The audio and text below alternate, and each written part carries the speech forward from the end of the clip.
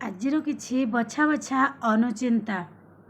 Number 1, ଭଗବାନଙ୍କ ଠାରୁ ପାଇଥିବା ପ୍ରସାଦ ନିଜେ ସେବନ କରନ୍ତୁ, ଅନ୍ୟକୁ ବାଣ୍ଟନ୍ତୁ ନାହିଁ।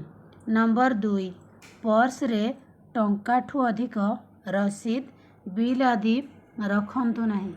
ନମ୍ବର 3, ମାର୍କେଟରେ ଘରକୁ ଫେରିଲା ବେଳେ ଖାଲି ହାତରେ କେବେ ବି ଘରକୁ ଆସନ୍ତୁ ନାହିଁ।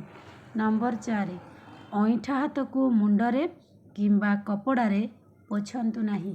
ନମ୍ବର 5, ସୂର୍ଯ୍ୟାସ୍ତ କାଳରେ ସୁନସାନ ଜାଗାକୁ କେବେ ବି ଯାଆନ୍ତୁ ନାହିଁ। ନମ୍ବର 6, ଶୋଇବା ପୂର୍ବରୁ ନୋଟ, ଟଙ୍କା ଆଦି ଗଣନ୍ତୁ ନାହିଁ।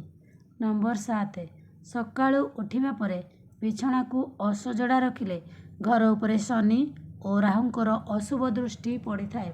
ନମ୍ବର 8, ଖାଦ୍ୟ ଖାଇଲା ବେଳେ କେବେ ବି ଲୁଣକୁ ଭୁଇଁରେ ପକାନ୍ତୁ ନାହିଁ କିମ୍ବା ହାତରେ ଲାଗିଥିବା ଲୁଣକୁ ବସ୍ତ୍ରରେ ପୋଛନ୍ତୁ ନାହିଁ। ନମ୍ବର 9, ଘରକୁ ଫେରିବା ସମୟରେ କିଛି ନା କିଛି ଜିନିଷ ନେଇକି ଆସନ୍ତୁ, ଏହାଦ୍ୱାରା ମଙ୍ଗଳଙ୍କ ଶୁଭ ଦୃଷ୍ଟି ପଡ଼ିଥାଏ। ନମ୍ବର 10, ଟିକେ ଟିକେ କଥାରେ ଚିଡ଼ଚିଡ଼ ଲାଗୁଥିଲେ ଦିନକୁ 5 ଥର ଗୋଡ଼ ଧୋଇଲେ ଚିଡ଼ଚିଡ଼ା